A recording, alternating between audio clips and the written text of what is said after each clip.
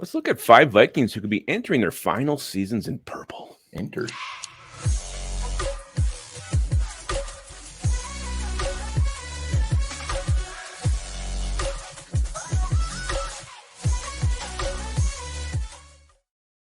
Welcome to Onebar and Lupagus show. I am Lupagus here with Onebar. And last night we said goodbye to Zadarius Smith, though he said goodbye to us months before.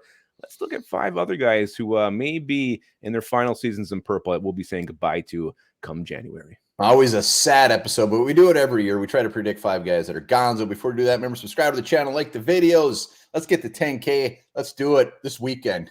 Let's do it this weekend. Why not? Why the hell wouldn't you hit that subscribe button? It'll make you feel good. It'll make us feel good. Spreading the love around. Let's start with a guy who maybe just might be too expensive to keep around.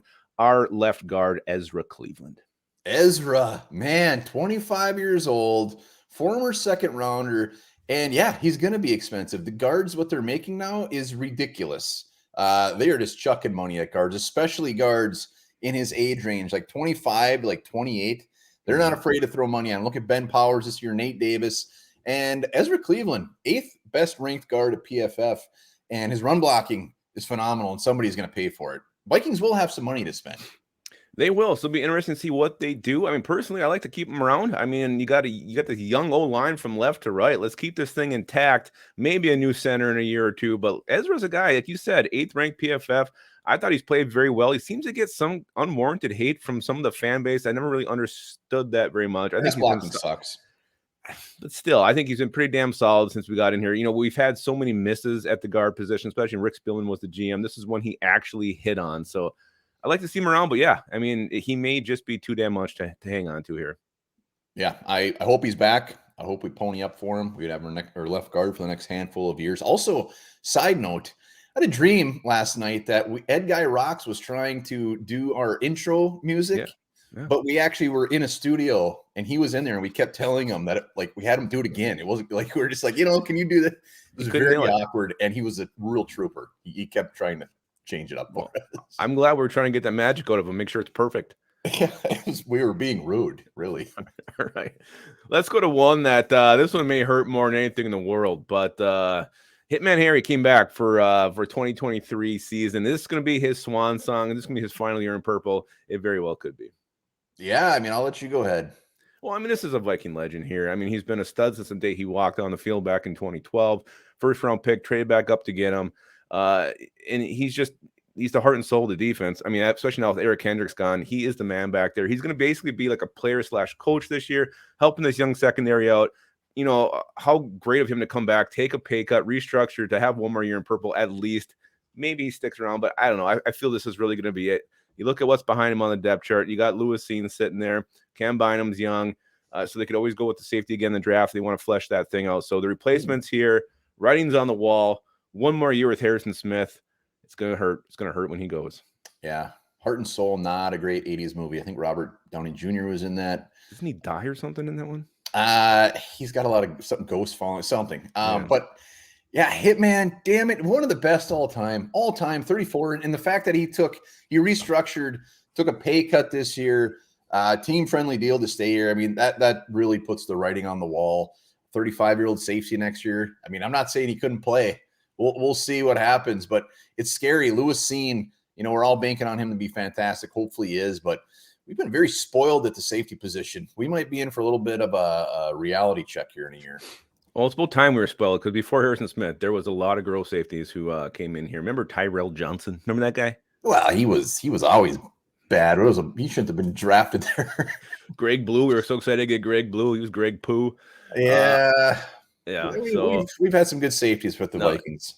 Yeah, he came up, shorted that thing up. So yes, it'd be a sad day. Harrison Smith goes. Let's go to I think another one who may find himself a very nice contract to maybe bump up on a team's depth chart. KJ Osborne, our number 3 wide receiver, maybe to make some number 2 money here in free agency coming up.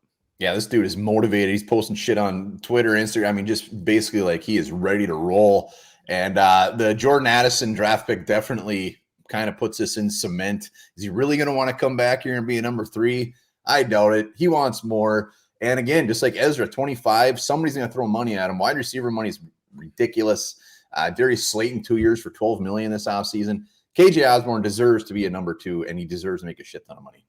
Yeah, and I think the league knows what kind of player he is, knows how good he can be. So he will get that contract.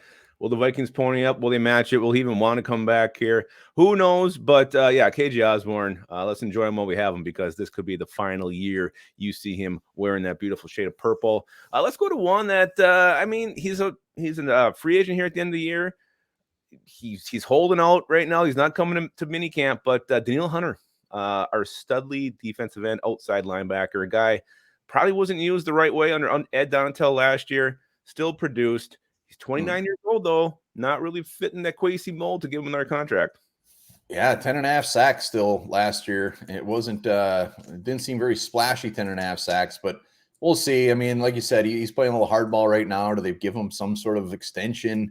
At 29 years old, I don't know. He's fantastic, but also just like our last guy, I mean, depth behind him, or not Osborne, but Harrison Smith, edge rusher. I mean, Davenport was only 1 year. I don't know. You got to spend your money somewhere. They're going to have money. Yeah, again, but that 29 years old keeps coming back to me. It doesn't seem to be a Kwesi kind of move to keep him around.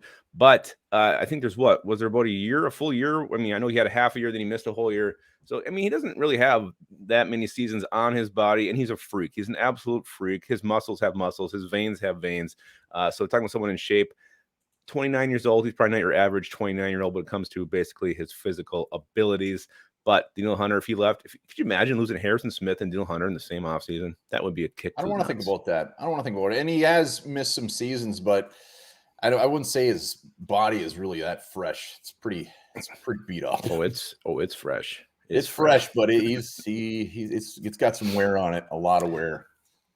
It does, but again, I think he's one of these guys who Adrian Peterson-esque as far as recovery and ability goes there. And let's go to the obvious one. We didn't extend him. He's here, lame duck year at quarterback.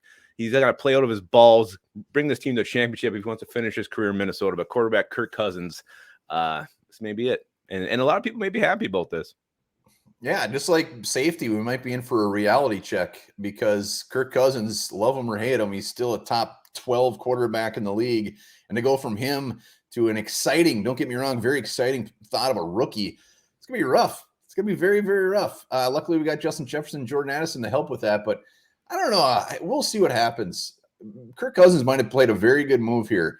And if he goes and lights it up and the Vikings actually make a push in the playoffs, how do you move on from him? He's just going to make way more than he was gonna. Yeah. So and he's going to be motivated too. And he's not going to be coming one out there to be tweeting stuff and putting on social media. But you know damn well Cousins wants to stay here in Minnesota. He wants to ball out. He wants to prove all the naysayers wrong. He hears all the noise, doesn't always respond to it, but he knows it's there. He'll be motivated too. So yeah, if he makes it, the Vikings go 11-3, win the North, make a deep playoff run, 11-3, 11-7, make a deep push in the playoffs, 11-6 actually that would be. Make a deep run in the playoffs. How do you not give him a year or two here?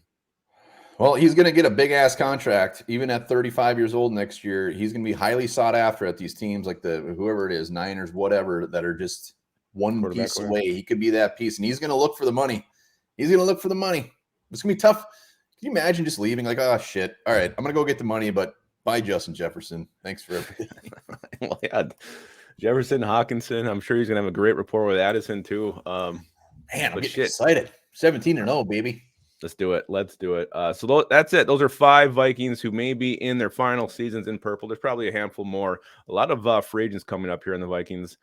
So we'll see how this roster looks. But those are 5. Let us know in the comments. Is there anybody else you think will be in their final year in purple? Do you disagree with any of these? And what do you think of Onebar's dream about Ed Guy Rocks? Yeah, it's first time I've ever dreamt about a viewer. So Ed Guy, it wasn't perverse. It was just business. Come on, Ed Guy, you can do better. All right, well, you're thinking about that. Remember this: kiwis contain more vitamin C than oranges. Unbelievable. Just blew my mind.